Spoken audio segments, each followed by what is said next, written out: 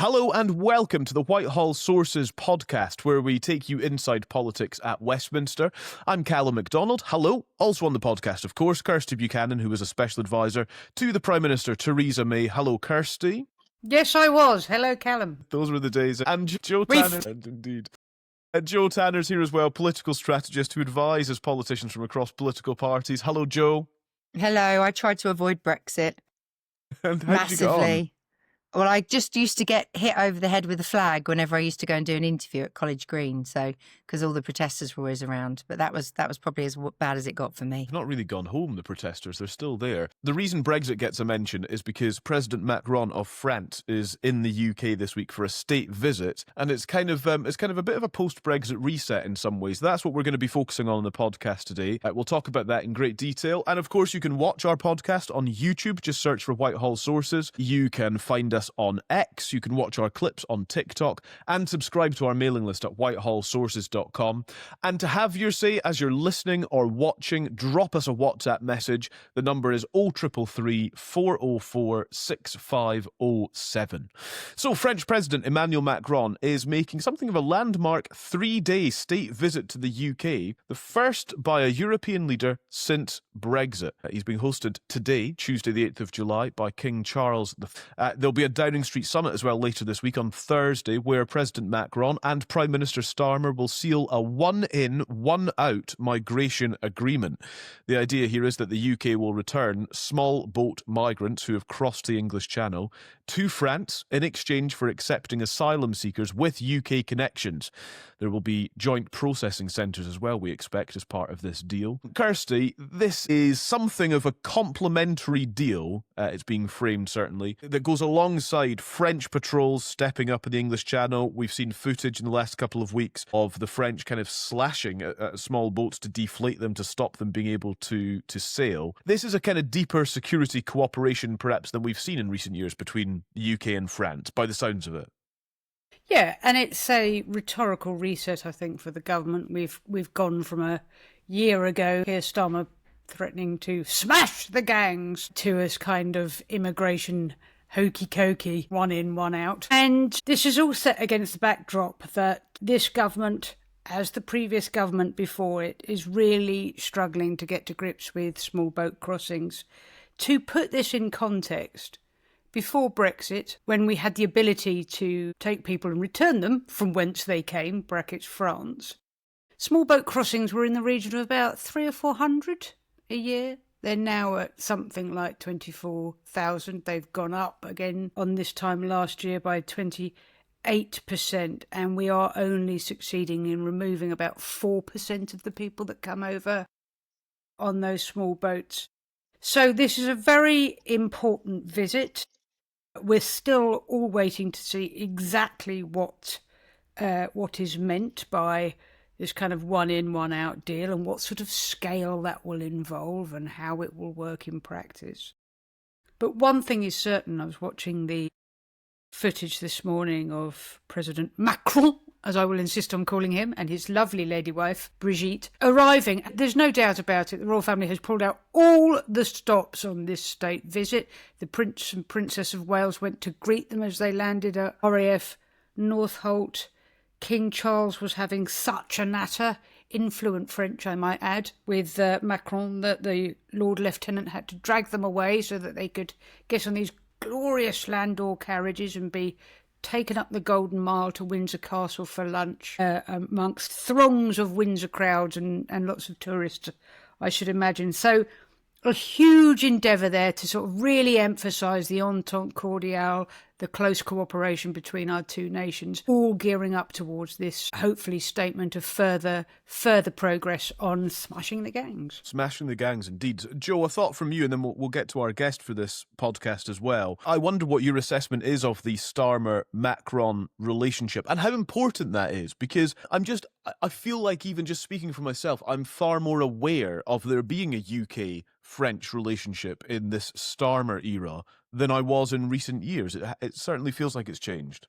Yeah, hugely. I was actually having this conversation with a former Starmer aide only earlier today, and we were sort of trying to work out what the breakthrough has been. And we think that, partly there is a I think that the two of us in our conversation sort of concluded that we think Trump has sort of provided a bit of a, should we say, a gentle shove in the back of a few European leaders, but in particular, I think the UK and France, where there does seem to have been a bit of a stepping up of attempts to even be in the same room and on the same page about stuff. And that also, you know, I think it was difficult. The relationships with France and other European leaders was incredibly difficult, with how many people had been in those previous administrations who had been very vocal around the Brexit debate. And that, you know, sort of to some extent, was there a bit more of a, should we say, blank canvas, or just more of a slightly ajar door to take advantage of? And I think it's interesting. I don't know what's going to be said about Nick Thomas-Symonds, who's been, you know, he was very early on, was sort of attending lots of meetings with Keir Starmer and seems to have been much less available to the media, which he was when he was a shadow minister, but actually has been quietly getting on with a lot of work behind the scenes. And I think him and Keir are very different personalities potentially compared to some of the previous folks that were perhaps involved in some of those more public exchanges with our European partners and allies than you know, in previous years, whereas I think these guys now, it's much more professional. It's even to some extent a little bit more transactional. It does feel like there are some outcomes from things. But even the social media, you know, I think it was Macron, wasn't he at Chequers, and there was a sort of big affectionate hug at the door. And, you know, it's just the optics just seem like there is room for a positive dialogue and perhaps for progress to be made than perhaps we've seen before. Yeah. So let's turn to it. Let's welcome to the podcast as well Gerald Knaus, chairman of the European Stability Initiative, a European think tank which looks at policy ideas on, among other things, asylum policy, on human rights and democracy. Gerald, welcome to the podcast. Hello. Hi from Germany. Great to have you with us. Whereabout in Germany are you, Gerald? Well, at the moment, I live in Berlin, but I went to Hamburg to record a TV show. Oh, very nice, very nice. And we're very grateful for you joining us on our podcast as well today. What is your assessment, let's start there, of the relationship between the UK and France and how integral, how important that is to migration efforts when we consider Europe as a continent? Well, I mean, there is a strategic level at which the relationship has not been as important for decades as it is now. Despite Brexit, we discover on fundamental issues the belief in a law-based international system, the belief that Putin and Russia pose an existential threat to Western democracies, the need to support Ukraine, the belief in a trade regime, an international open trade regime, predictability, the support for Greenland, for Canada. I mean, there is a lot of issues, and we've seen President Macron recently visit Greenland and speak out in support of Canada. These are issues that bring together the big democracies. And if they can now top this interest and value-based, and I agree with what has been said, the emotions are there too. One sees it in the meetings. You know, this is not we have to meet because we have problems to solve. It's also we want to meet because we feel at ease. We share values. But all of this needs to be topped by a solution to what is an issue that has really been shameful, I would say, also for the European Union, not just for France, but for the EU as a whole, which is the fact that Europe, the EU, keeps talking about the need to control irregular migration. It talks to Senegal, it talks to Turkey, it talks to Tunisia, and yet the number of people with smugglers operating under the noses of EU police, getting onto boats to leave the EU, is higher or as high as the total number of Africans who've gone to Spain in recent years with boats. So Europe is trying to preach to others, let's, through cooperation, reduce irregular migration. And until this initiative, which I'm very happy about, by the French and by the British government, Europe has basically looked at the boats leaving more or less as if, well, that's not our problem, that's a British problem. And I think that is deeply wrong, not for moral reasons, not for altruistic reasons, but because Europe has the same interest as London to show, I mean, Europe, the EU has the same interest as the United Kingdom to show we can deal with migration, we can stop irregular migration, we can we don't need to smash the gangs. We make them unemployed because nobody will get into a boat if people know that they can be returned very quickly. And they can only be returned very quickly if a country in the EU is ready to accept them. So that's the key. Gerald, we hear that there's some unhappiness within other member states about this potential bilateral agreement. In reality, does the EU have any power to prevent France and Britain working up a one-in, one-out agreement? No, but of course, the unhappiness I don't understand. It is important, and I think it is possible to overcome it. I mean, my colleagues and myself, we've been writing in French and German and Italian in recent days.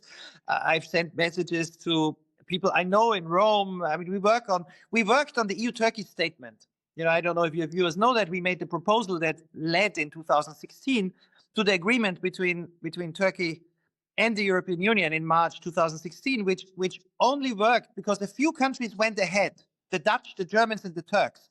And then the rest of the European Union looked at what they had negotiated and said, this is good for us too, and joined in. So I think this is the way you deal with Europe.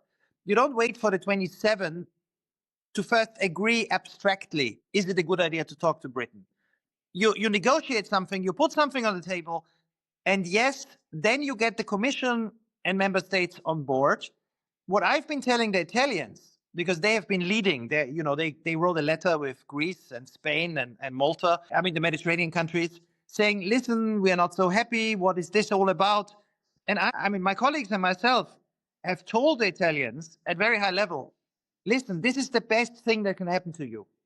You want the British and the French to show to the world that it is possible to solve migration issues with no violation of human rights on the basis of the common values, the European Convention on Human Rights, but to smash the gangs, not through violence or chasing them on the beaches, which hasn't worked in the last few years, if we are honest, but by basically saying to people, why would you pay thousands of euros and get into a boat? Because you will be returned. Because that's the message Italy then needs when it negotiates with others in the European Union, with countries to make itself independent of Libya. Because what is Italy's problem? That at the moment, people are leaving Libya. Libya is not a state based on the rule of law. So the European Union is paying the Libyans to basically stop people in the waters or on the beaches, then terribly mistreats them. I mean, it's a real shame, the policy the EU has in the central Mediterranean. If Italy could say, listen, the boats that arrive, we will not send them back to Libya, but we have a safe third country somewhere in Africa that guarantees human rights, where we can process asylum claims in line with human rights, so our courts allow us to take people there. This is what Italy needs. This is what Spain needs. This is what Germany needs. This is what Poland needs.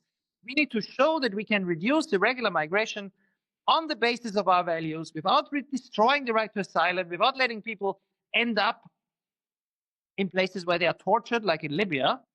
And yet we show our publics we can have control. So the channel is the perfect place to prove it, that this can work.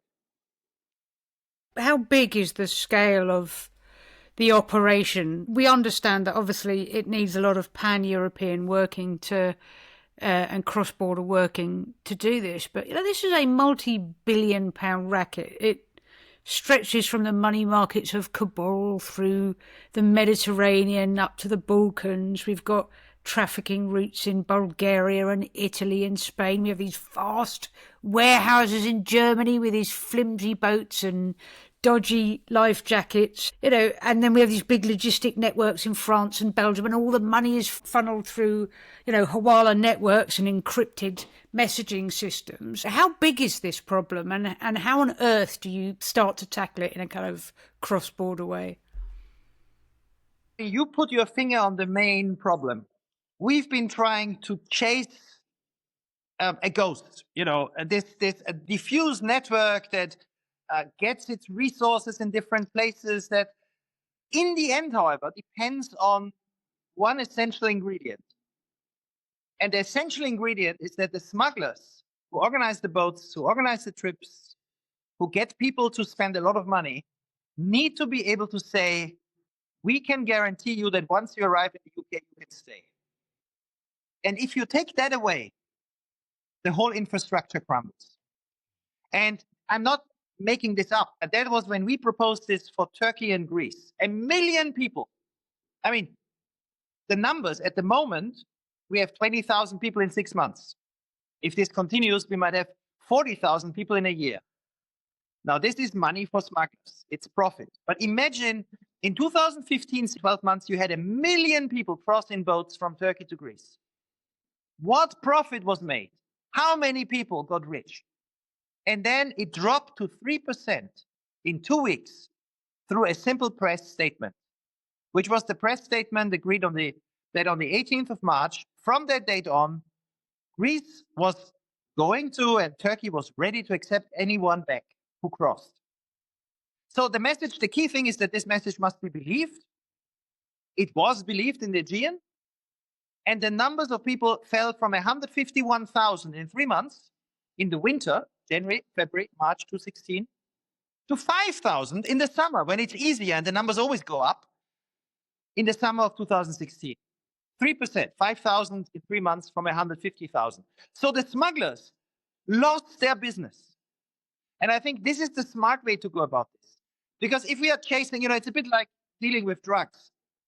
We've had wars on drugs all over the world, and we know how hard they are because there's so much money involved. But imagine if we could just take away the demand. If nobody wants drugs anymore, then the smugglers can't sell it. In this case, if we take away the demand from people to pay for the trip across the channel, because they realize that from now on, if they cross the channel, in line with all the laws, they will end up where they started. So the goal should be to organize this in a way that after a few weeks, as in the Aegean and as in other cases around the world, where this was done, the demand disappears. And then the smugglers, however sophisticated they are with all their operations and all their networks, no longer have customers. That's the goal. That's the strategic goal. And I'm very, very happy that after many years of attempts to deal with this in the policing way, I mean, remember, Rishi Sunak and Macron, President Macron, they met. Yeah. There was talk about hundreds of millions of pounds for the French police. But if we are realistic, the French police can arrest and has arrested smugglers. But by chasing after the people, it's actually chasing, it's like Sisyphus rolling up the rock up the hill, and it always comes down because anyone who is now in France knows they can try once, twice, 3 times. The 4th time, when they get through and arrive in the UK, they will stay for good. And that's the thing we need to change. So that brings me on to this then, which is what's missing from this. So if we're talking about one in, one out, if that's the kind of headline part of this deal, Gerald, what is still missing from what we understand is going to be signed on Thursday when it comes to the UK's irregular migration policies?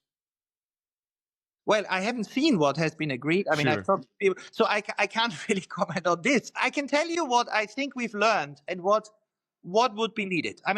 The one-on-one has a good idea behind it, which I think is key.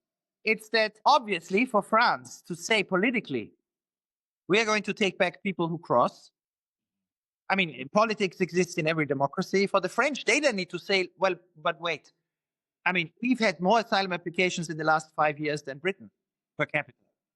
It's not that we don't have an issue with asylum seekers.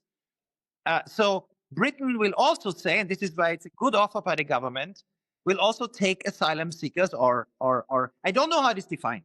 I haven't seen the text. I've only read what is public in the press. The key, however, is somewhere else. I think the key lies in the communication, and this was key for the Aegean, that there will be a cutoff point, and from that point on, it really is meaningless to cross. So the key, in a way, lies on the how well prepared is the United Kingdom. I tell you what was done in Greece, because I was in Greece in February 2016. Every day then, on average, 2,000 people crossed. And I talked to the head of the Greek asylum system. We had been advocating for this cutoff date, return to Turkey for 5 months. And I went to Greece, I talked to the ministers, and I met the head of the Greek asylum service. And she told me, listen, Gerald, this will not work because 2,000 people come every day. You cannot return 2,000 people. So after 2 days, everybody will see it doesn't work, and the smugglers will sell the tickets. And my argument was, you need to organize it in such a way that from the moment it starts, so you say from this day, people realize you are serious. Now, the Greeks demonstrated that they were serious by basically emptying the Greek islands. So there was nobody left on the islands. They said, anybody who's now on the islands, we take to the mainland because we are focusing on those who arrive now. So suddenly people say, oh my God, this is real, this is serious. And secondly, and this is key, and this is, I hope the French understand this, that it's in their interest, that there is a return very fast of at least a few people, that people see the images, that some people that you can legally return, and all of this is the great thing. We're dealing with 2 rule of law based democracies where courts will watch that everything is in line with the law. I don't see that as a problem. There are people, I'm sure, in Britain now that you can deport. That there is an image of some people being taken to France early. That people see France is willing to accept people. Britain is preparing to detain people. And the goal should be that within a week, the numbers crossing, that people then hesitate and wait and say, some will still try. But those who haven't paid yet will say, wait a moment, I am in Europe. Why should I risk my life? I can apply for asylum here. I can stay in the Schengen zone. It's no use doing it now. Or at least let's see how this goes. Yeah. If it works, that the numbers fall quickly, which is why, a lot of it is about the music, the political messaging. If President Macron and Prime Minister Starmer, as I think they will, stand next to each other and send a very strong message that they are determined not to slightly reduce, but to stop the crossings, that both of them give the signal. And then they do the one-on-one, and if that's not enough, they improve it. But their goal is that by the end of this summer, crossings stop. If that is the message, and this is communicated, it will be much easier for the French, because then they have to take back less people. Because if less people leave, there are less people to take back. Yeah. And presumably the scheme would need to be implemented really quickly. Otherwise, you're just going to have a surge of people trying to beat the system, beat the new system, right? Yeah. I mean, listen, this in Greece, it was difficult, it was improvised, it was sprung on the Greeks, because what happened then in 2016? We'd been advocating for this for months. In Germany, in Turkey, our key was to persuade the Turks. In this case, the Turks, well, I shouldn't say that, but France is in the position of Turkey. It's the country that wants to take people back. The key for us was to persuade the Turks to offer it to the Germans and the Dutch. Why the Germans and the Dutch? Because Germany was the #1 destination country, and the Dutch had the EU presidency. So there was a famous meeting, Turkish Prime Minister in Brussels with the Dutch Prime Minister and Chancellor Merkel, where the Turks came into the room and said, we offer to you to take back everyone. And then the EU had to scramble to quickly put it together. But the Dutch had been talking to us for already. They had been pushing for this as well. The equivalent here would be to get Denmark, which holds the EU presidency, and which thinks about migration in a very similar way. I mean, remember, Denmark has always thought safe third country solutions in line with the rule of law, where you process people elsewhere to stop them leaving, not to deny asylum, but to stop the irregular traveling, are a solution. Denmark now holds the presidency. Denmark is a big ally of the UK. Denmark wants the UK to be close to Europe. It wants the UK public to see that Europe can help, the EU can help solve problems. So I think if you can get metaphysics into this debate, and if the French send a signal they will do it, it can be a turning point, not just for France and Britain and for the Channel story, but for the whole debate on how in future to control irregular migration elsewhere. But the key was, in our case, to persuade the Turks. In this case, it's to persuade the French. And I think other European countries, it would be very good if they come on board as well and offer to support the French. But start with a few, and then the rest of the EU should follow. So it sounds almost, Gerald, that the success of this partly depends on how much work has been done ahead of whatever they're going to announce this week. Because ultimately, if there's then a big delay, then that is where it will sound like tough talk to start with, but then the delay in actually getting anything happening, we'll see big numbers over the summer. You'll get people putting their orders in, as you said, they'll be paying money to the gang. So to some extent, it feels like really the success of this is partly on the communication of it, but partly as to how ready they actually are to announce, because they've done the homework and a lot of the building blocks are already in place. Yes, but let me, again, from the experiences we've had, Greece was not ready, and yet it worked. It reduced numbers. They got the basics right. They really were not ready. I mean, they were basically offered this. I mean, I've been in Athens, I talked to people, but they didn't believe the Turks would ever accept it. The Greeks couldn't imagine that Turkey, which then had millions of Syrians, would come to the EU and say, listen, you can send them back to us. But here's the message.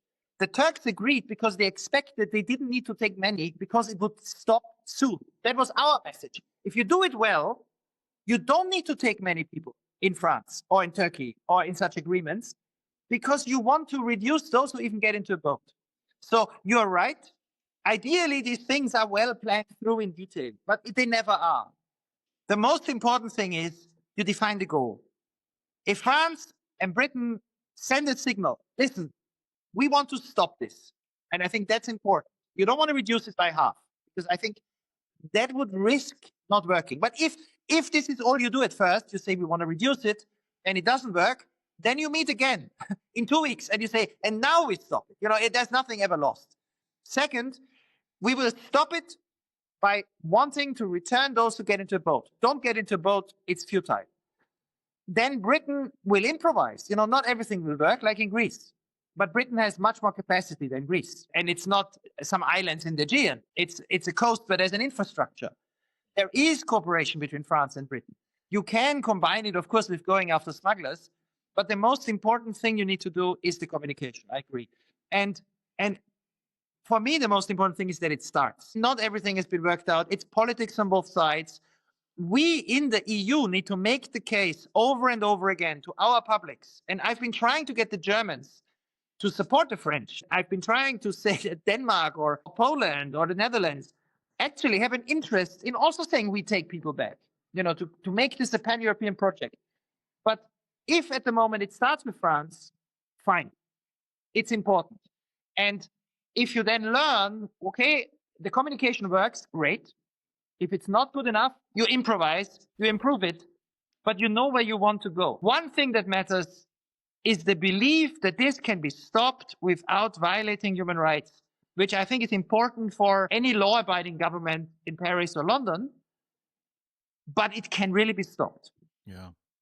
It strikes me, this is so fascinating, Gerald, by the way, but Joe, if I can just put this to you, it strikes me that what Gerald is saying and his kind of level of optimism for what will be announced between Starmer and Macron later this week, this could be quite a certainly medium-term political victory at home for Prime Minister Starmer.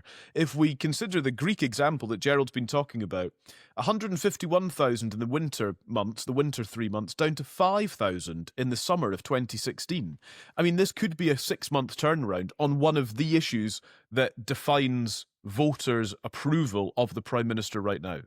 It is potentially transformative in terms of the fortunes of, well, quite frankly, not even just this government, but even other parties, because this could be a game changer for what happens in terms of reform and the agenda that reform have obviously concentrated on, and where that then sits in terms of polling, where people's views are around, the big issues of the day, if it is felt. I mean, effectively, this deal, if it goes the way that Gerald's talking, you could claim to have smashed the gangs, because ultimately you've smashed the gangs' trade. You haven't smashed the gangs in that you've gone and, hiked them all up and flogged them in public squares or whatever, but you will have smashed them because their trade will have fallen completely off a cliff, which is exactly the thing that ultimately, if supply and demand, you go back to very basic points here. So yes, I think there is a huge potential. I think that the challenge for all of us is that we've all had concerns about government communications. We've all had concerns about how effective cooperation has been. There are concerns about how much money was already paid to the French and whether we actually got enough for that deal. There's a lot of concerns about what has, or mainly what hasn't happened to date on this issue. But ultimately, for any government, if they can stop more coming in, you can start to deal with the problem of what we've already got, because what we've already got is still a huge problem for the country to deal with. So if you can start to stem one of those problems, that would be a massive win for the government for sure. Yeah. The other part of this, Kirsty, is what Gerald's saying about a visible kind of first return. Demonstrate the impact of this agreement as quickly as possible. And I'm sure I've said on this podcast before that one of the things that Trump got right in his early days, weeks in office, was those very visible immigration raids that he was doing. Now, like the way he was doing it or loathe the way he was doing it, his voters could see that he was doing something. And we've said that Starmer has had issues with that and his policy agenda since becoming Prime Minister, that people can't see and feel any difference. This is something that could be very visible very quickly. Yeah, and the Trump example is a good one. I mean, illegal immigration fell off a cliff after Trump came into office with those ICE raids. You're right. I mean, they're not popular, and quite a lot of the time I'm not entirely sure they're constitutional either. But nevertheless, they have had a incredible deterrent effect on the hundreds of thousands of people that were coming over the border. Look, Starmer desperately needs a win. I'm usually of a mind, if something feels too good to be true, that's probably because it is. So, I would caution before we all get carried away that the devil very much will be on the detail on this, and whilst I can absolutely see what's in it for number 10 and Starmer, I think I'm struggling a little bit more to see what's in it for Macron if he experiences fierce resistance from his colleagues in the European Union. So look, we'll wait and see. Obviously, we can only all hope for a multiplicity of reasons that this is successful. I mean, I was reading last night about some of the practices that these gangs have taken to doing, and on top of just obviously top-loading all the boats, one of the things I hadn't realised, when you see all the pictures, and we talk about the importance of images on this, and all the people you see on the edge of the boats are all men. And you tend to think, oh, it's just all men coming. That's because they put the women and the children in the centre of the boats. And the consequence of putting the women and the children in the centre of the boats, by the way, bearing in mind that most of these boats are badly made and not terribly seaworthy, if they sink and they fold in on themselves, the first people that die and drown and get trapped in those boats are the women and the children. A 7-year-old girl got crushed to death recently just because a boat was so overcrowded. So, look, I have nothing but praise for the government for trying to get at this. I have nothing but praise for Starmer for really resetting our relationship with Europe and in particular France. I know, to be fair to Rishi Sunak, he had made a lot of endeavours in that direction. We've come a very long way since Liz Truss used to refer to, I'm not sure whether France is friend or foe, and other such ridiculous, jingoistic, headline-grabbing nonsense. You cannot solve this on your own. This is very much a European endeavour. But, having said all that, look, I'm old enough to remember when we had a huge problem with illegal immigrants coming over the Channel Tunnel, and that stopped. Yes.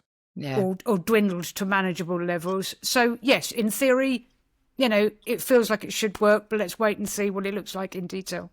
Gerald, did you have a consideration potentially on President Trump's approach? Yes, because I think this is very, very important. I've always argued, and I think there's been a deep misunderstanding on migration, that there is this misconception, particularly among those who believe in refugee rights. They want to believe that somehow you can't stop migration because they think people who are desperate enough will always cross borders because they're desperate. And I wrote a book which I started with the desperation of Jews in the Third Reich trying to go to Switzerland, which was a safe democracy, and not being able to get in because the Swiss just pushed them back. And of course, what you see in Gaza today is desperate people who can't get out. The reality is you can stop irregular migration, but most ways in which it is stopped involve force, soldiers. In the case of the Swiss, it's a shame forever because they pushed Jews from Germany and Austria back who were then taken to the concentration camp. What Trump is doing is stopping irregular migration by taking innocent people. Some of them might be criminals, but none of them deserve to be taken to a torture prison in El Salvador. But it works. The problem is that we as parties and the conservatives, Labour, German conservatives, Christian Democrats, liberals, Greens, social democrats, liberal like Macron, we all operate on the basis of respect for human dignity. The rule of law, we have the Refugee Convention, we have the Human Rights Convention. On this basis, we need to prove that we can stop irregular migration without doing what Trump has done. And so I think the significance of this in the Channel can be much bigger. I mean, it can potentially, and that's what I say in the EU to people. Listen, do you want to risk a Farage prime minister at a time when we need Britain more than ever as an ally? Who knows what Farage, where he will take Britain. Britain is so closely tied to the EU in so many ways. I can't see it breaking away more than with Brexit. But who knows what Farage might do? Even the thought of this should make Europeans think of our allies in the UK, which are those who want better relations, and help them. But at the same time, to prove that you can stop irregular migration, take away the business model of smugglers, and save lives, which is a very moral goal, without resorting to the kind of tools that Trump has used. Achieve his goal, stop irregular migration. And that's where Biden failed. He couldn't demonstrate that you can do a non-Trump migration policy that stops irregular migration, and he was punished at the polls. We can prove in the Channel that another argument I say in Europe is the European Convention on Human Rights was written by British Tories. Maxwell Five, Churchill, the Council of Europe. Without them, we wouldn't have had this thing in 1949, 1950. It would be terrible if Britain leaves the Council of Europe after it has left the EU. But we need to prove that you can control migration without leaving the Council of Europe or the European Convention. And if we can prove it this summer between France and the UK, this is a historic step, much more than just a good thing for the two leaders. I would agree with you, but the history of the European Union not cutting off its nose to spite its face in recent years is not a good one, is it? Well, we can always do better, all of us. Gerald, that feels like a really good place to leave our conversation. Thank you so much. Thank you for joining the podcast. Well, thank you, and best of luck as you wrestle with this, and we will try on the continent to persuade people that this is a good thing. Vielen Dank. All the best. Goodbye. Cheers. Thank you, Gerald. Thank you.